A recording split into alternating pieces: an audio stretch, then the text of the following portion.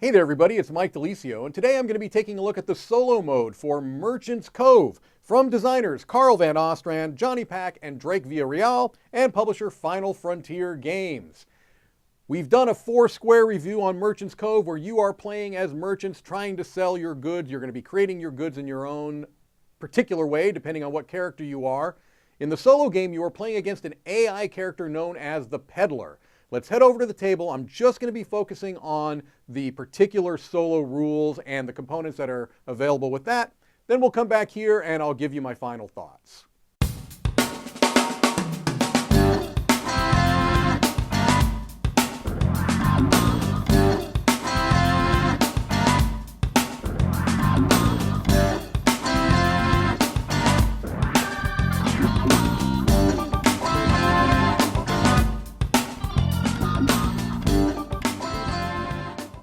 Okay, here we see the solo mode components for Merchant's Cove. The main things you're going to have here are the peddlers, which is the AI player, their player board, and this deck of cards, which is going to drive the action. Now, there are 16 cards in that deck.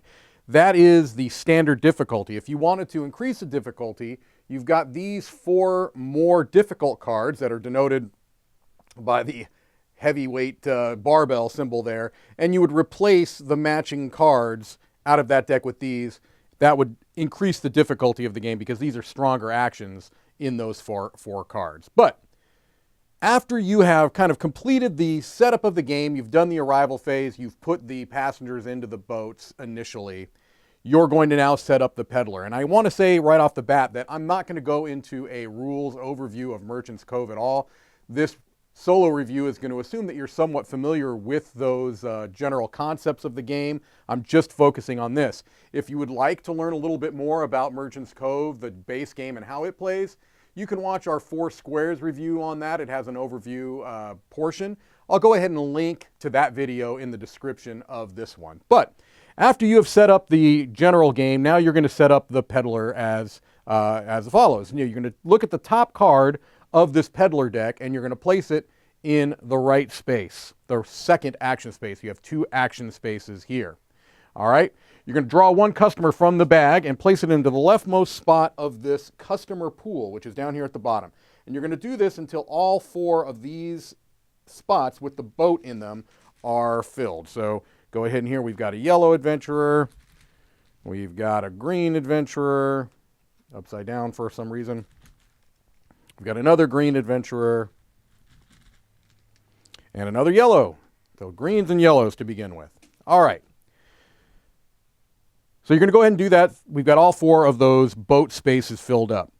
When the peddler is the active player, and they're going to work the same way as a regular player does as far as turn order goes, going around the clock, you're going to take the top card of this deck and you're going to place it in the leftmost space so that now you're going to have 2 cards side by side, and the central area that you can see kind of highlighted here is going to be the part that you resolve. All right, so I flip this over. We're going to look at a couple of things. We're looking at this center area here. All right, what this is saying is that you're going to take the associated action 1 time because it says ×1. Let me go ahead and bring these cards a little closer so you can get an idea. And again, we're just focusing on this central area here, the rightmost part of this card, the leftmost part of this card. So it's saying that 1 time we're going to be procuring a large red good.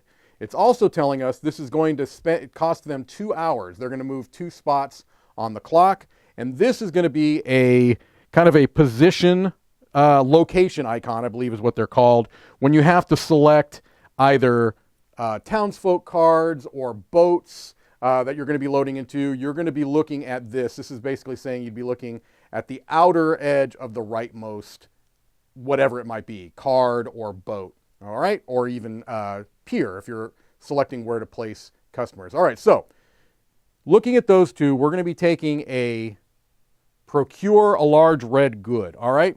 So in that case, what you're going to do, and when you set up, you choose the goods from any character that you're not playing in the game. In this case, I think I just took the blacksmith's goods. You take that large red good and you put it in the leftmost spot of their customer shelf. All right, so this is their shelf, just like you have your own shelf. All right. you would go ahead and do the action. You would resolve the clock. If you needed to load the boats, if that was a spot that had been, taken, that caused that action to happen of loading the boats, that's when you're going to be looking down here. All right, you would choose which adventurer would be placed. So let's assume that this action had caused them to load the boats. First of all, you're going to look up here, okay? And it says if the peddler's sale shelf, this is what these little icons here are denoting, has 3 or fewer goods, which it is here, they will use the clock hand spaces when given the opportunity, taking the corruption that comes along with it, and not load the boats, all right? If you have 4 or more, then they will not use those clock hand spaces and take the load the boats action as normal. But let's assume it's the first round where you don't even have that opportunity. So they're loading the boats. What they're going to do here is they're going to look at which adventurer is going to be placed first. So you look at the color of the rightmost good, which in this case is red, and then you check and see if there's any matching customers here to place. We'd be looking for a red customer. Well, we don't have any, all right? If there was a rogue here, we would place the rogue next. But since we don't have a red customer and we don't have a rogue, we're going to take a random customer out of the bag. It happens to be green. It would have been nice for the peddler if it was red.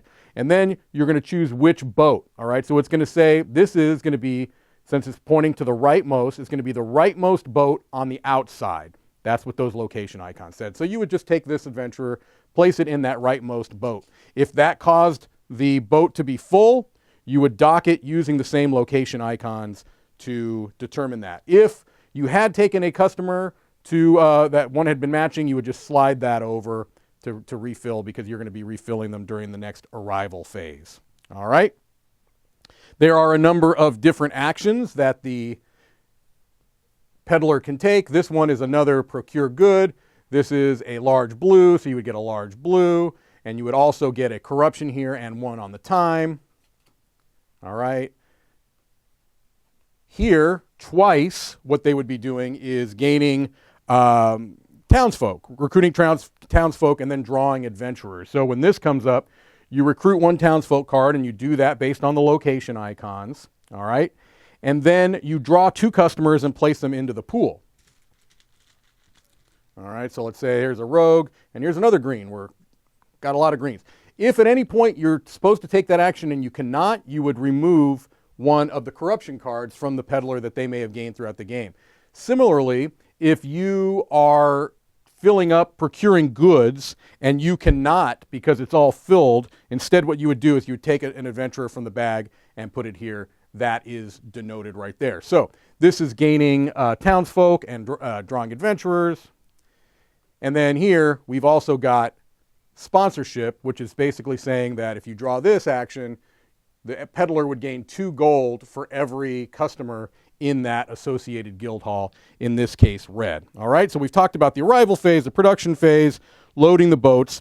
And in the market phase, the peddler is going to sell any goods on their sale shelf that they're available to, all right? And they're going to do this according to a couple of rules. You're going to resolve sales at each pier from left to right. They're always going to make a sale at the first opportunity, even if they would have gotten a better price at the black market. They're going to draw 1 corruption card after selling any number of goods at the black market pier, and then they're going to gain a market phase sponsorship from the matching faction hall for each customer remaining in their customer pool, all right? They don't gain or lose gold for rogues at this point.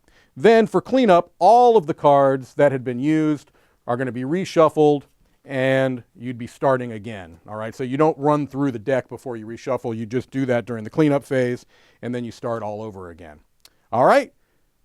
If you've got more points than the peddler at the end of the game, you win. Otherwise, the peddler wins. So there you have this solo mode for Merchant's Cove in a nutshell. Let's head over and I'll tell you what I think about it. Okay, so hopefully that gives you a general idea on how the peddler solo AI opponent plays in Merchant's Cove. This is one of a series of videos that I've done. I've done a number of videos on Merchant's Cove where I talked about the characters, give general overviews of all of the characters that you can play as. I gave a ranking of my favorite characters, and we did a 4-square review over the base game. And so again, if you're looking for more of a rules overview on how the game plays, you can check that out. But for the solo game, let's talk about that. I want to talk about some solo benchmarks first. These are just general things that I look for when I'm assessing whether I'm going to take a solo game off the shelf and give it a spin. The first is win-loss conditions. Does it have a beat your high score variant? Are you playing against a virtual opponent? And as you saw in Merchant's Cove, you are playing against a AI opponent known as the Peddler. And this is a card-driven automa-style system, and I think that works very well. This is a game where you need to have that direct competition, both for producing goods, for selling goods to the customers, manipulating the boats. That's really the heart of the game. All the asymmetrical powers give it the spice, but the meat of the game is really kind of this little economic system you're going where you are trying to create goods to sell for the greatest profit. And I think having this AI opponent is really the only way to make this solo game work. I also like to talk about setup and teardown, and you can't shy away from the fact that Merchant's Cove is a large game. It's a large game with a lot of components. It's going to take time to set it up. Do I think that the amount of setup and teardown time is commensurate with the gameplay experience? Absolutely I do. You are playing a full-scale Euro game here. So while it takes a bit longer to set it up, I never feel like, it's going to take me 20 minutes to set this up, which, first of all, it won't take you 20 minutes, but, you know, sometimes being dramatic, it's going to take me forever to set this up, and it's going to be over in 15, 20 minutes. No, it's going to take you probably, I don't know, it has a nice storage system, so that helps. You're probably still talking at least 5 minutes, maybe a bit more to set the game up. But you're going to get a full game experience out of that, commensurate with the amount of time, I feel. Also, rules. Now, like all of the characters in Merchant's Cove, the Peddler has its own rule booklet. And I felt like the rules were very clear. I did not have very many questions. There were a couple of little ambiguities that they've already cleared up with an FAQ that they produced afterwards. You can check that out. I didn't need that FAQ, but it was nice to get some things reinforced, clarified, just to make sure. But generally speaking, I think the rules were well done and not difficult to understand. Let's talk about art and components. Now, I'm not going to spend as much time talking about this because I've already talked about the art and components in this game in the Foursquare review. Let me give you just a quick rundown of that in case you haven't watched it or choose not to watch that. I love the art in this game. I think the components are stellar. They're fantastic. And so that doesn't change in the solo game. You're still playing the same thing. I do appreciate that the solo character, the Peddler character, got their own dedicated player board, just like every other character's player board. It's not substandard quality. It's a thick cardboard player board like every other character. I like how it has its own dedicated deck of cards.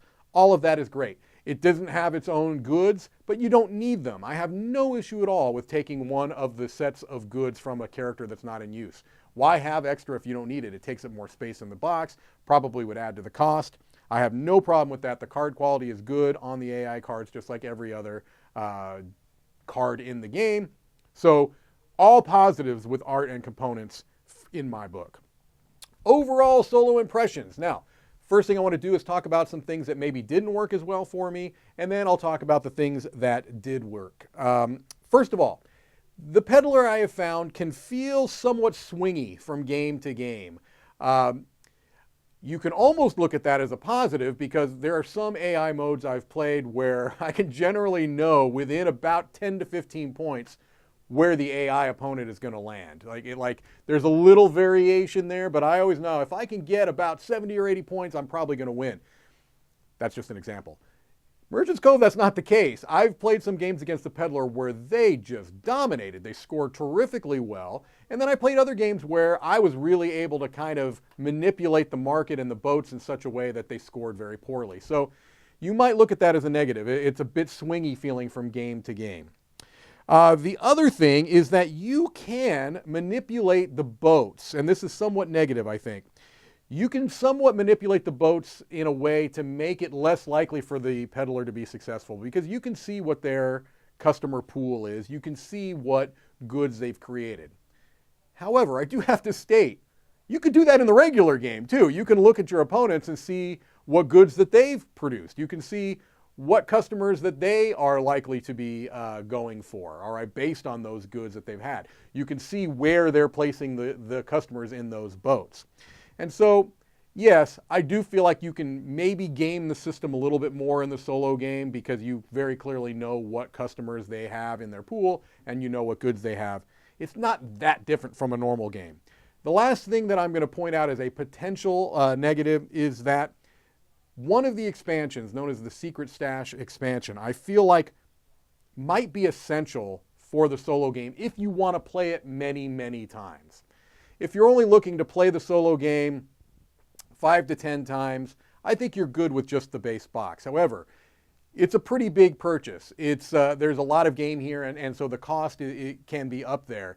And if you want to get 20, 30 games out of the solo game to kind of feel like you're getting your money's worth, then you might want to look at, I feel like you almost need to have that Secret Stash expansion, which is a small box expansion. It's not terribly expensive, but I'll talk more about that in a moment. So the positives.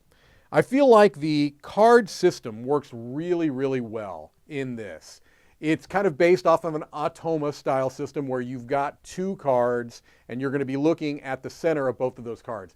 I have seen similar card-based Automa systems before, but it works very well in this game. Very intuitive, not difficult to understand, doesn't feel flowcharty. You are not spending more time on the AI's turn than you are on your own. And that's something that I've mentioned many times in solo reviews, that it's always great when the majority of the time that you're spending in the solo game is on your turn and not on administering the AI's turn. A pretty slick system for a game that has a lot of interaction points and a lot of potential places where you would have to do thinking on behalf of the AI. They have it all there on those cards. Pretty simple to administer. It works with all characters seamlessly. I love that. One of the things that can be really disappointing in a solo version of a game is when it really kind of nerfs the game in some way. And it's like, well, you could play solo, but you can't play with these characters. You can't play with this set of cards. It doesn't happen here. You can play solo with any of the characters. If you want to be the blacksmith, that's fine. If you want to be the dragon rancher, that's fine. You want to be the innkeeper? No problem. All of those characters play seamlessly against the AI.